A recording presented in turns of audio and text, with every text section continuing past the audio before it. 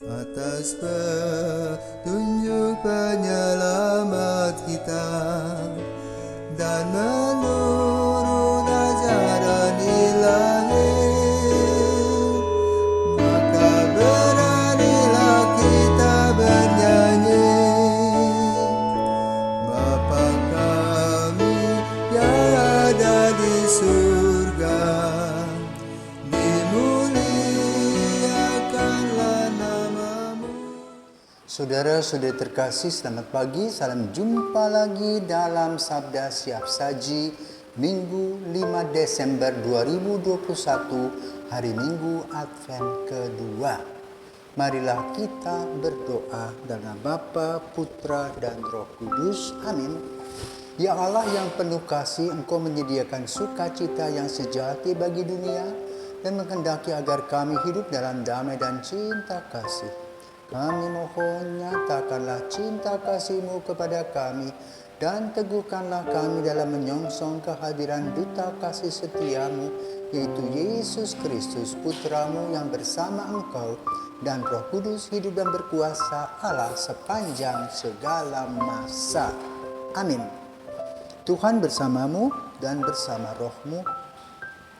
Inilah Injil Yesus Kristus menurut Lukas. Dimuliakanlah Tuhan. Tuhan bersamamu dan bersama rohmu. Inilah Injil Yesus Kristus menurut Lukas. Dimuliakanlah Tuhan. Lukas bab 3 ayat 1 sampai dengan 6. Dalam tahun ke-15 pemerintahan Kaisar Tiberius, ketika Pontius Pilatus menjadi wali negeri Yudea dan Herodes menjadi raja wilayah Galilea, Filipus saudaranya menjadi raja wilayah Iturea dan Trakonitis, dan Lisanias menjadi raja wilayah Abilene. Pada waktu Hana dan Kayafas menjadi imam agung, datanglah firman Allah kepada Yohanes anak Zakaria di padang gurun. Maka datanglah Yohanes ke seluruh daerah Yordan dan menyerukan, "Bertobatlah dan berilah dirimu dibaptis, maka Allah akan mengampuni dosamu." Seperti ada tertulis dalam nubuat-nubuat Yesaya, ada suara yang berseru-seru di padang gurun, "Siapkanlah jalan bagi Tuhan, luruskanlah jalan baginya. Setiap lembah akan ditimbun, setiap gunung dan bukit akan menjadi rata. Yang berliku-liku akan diluruskan, yang berlekuk-lekuk akan diratakan, dan semua orang akan melihat keselamatan yang dari Tuhan." Demikianlah sabda Tuhan. Terpujilah Kristus.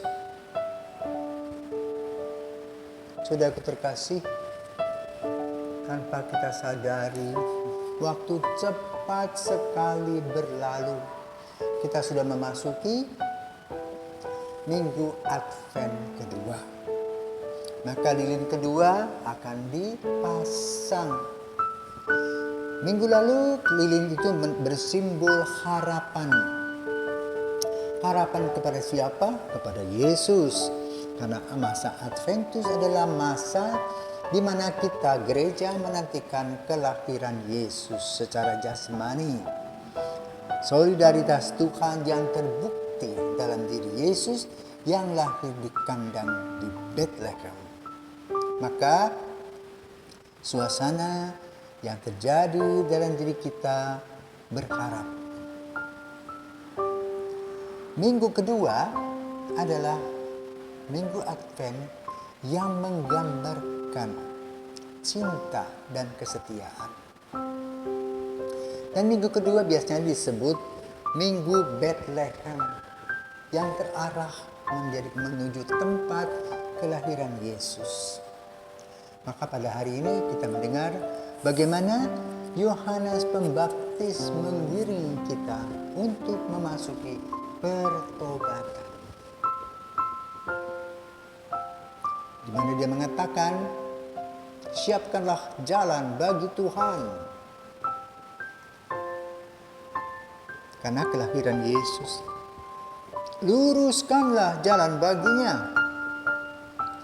Apa arti lurus? sikap kita berkelok-kelok, selalu berputar-putar diluruskan melalui pertobatan. Maka kita diarahkan ke sana. Kenapa? Karena Yesus adalah orang yang akan meluruskan jalan, meratakan bukit dan gunung, meluruskan yang berliku-liku, berlekuk-lekuk, akan diratakan. Artinya apa?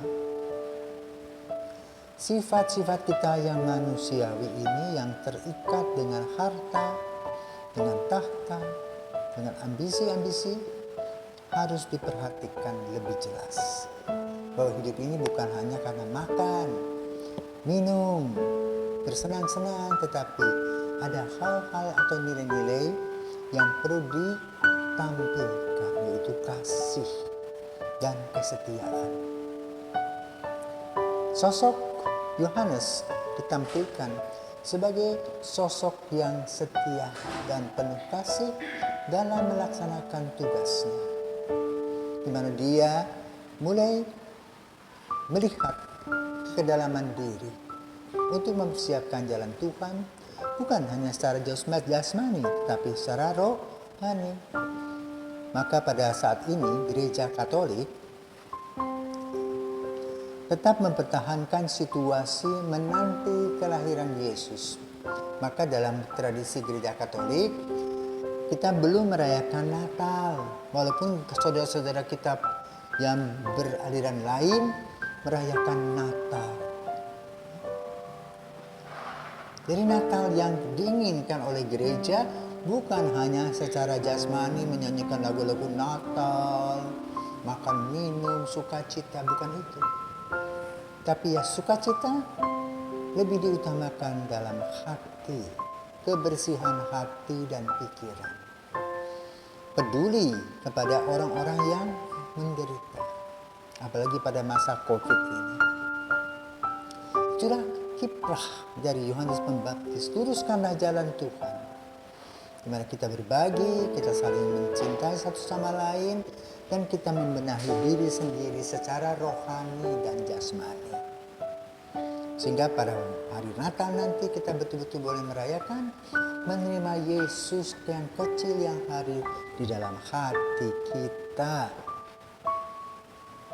Di dalam Injil hari ini kita juga mendengarkan tentang situasi dan kondisi para pembesar seperti Pontius Pilatus, Kaisar Tiberius. Bayangkan, mereka sudah tua ketika Yesus bertemu dengan mereka. Mungkin Pontius Pilatus baru lulus dari Islam 25 tahun, tambah 33 tahun berapa itu? Umur segitulah dia baru bertemu dengan Yesus.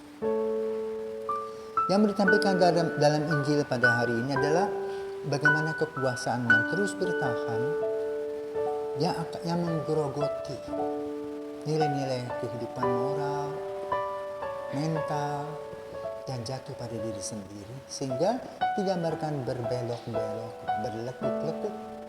Dan Yohanes menginginkan diluruskan. Artinya apa? Mari memasuki masa pertobatan. Berdasarkan refleksi ini, mari kita juga sebagai umat Kristiani yang memasuki masa Advent diharapkan mulai perlahan-lahan masuk dalam proses pertobatan, sehingga ketika kita menyambut Yesus, kita menyambutnya dengan hati yang penuh damai dan sukacita. Selamat merayakan Minggu Advent kedua, Minggu Advent Bethlehem, Minggu cinta dan kesetiaan. Tuhan memberkati.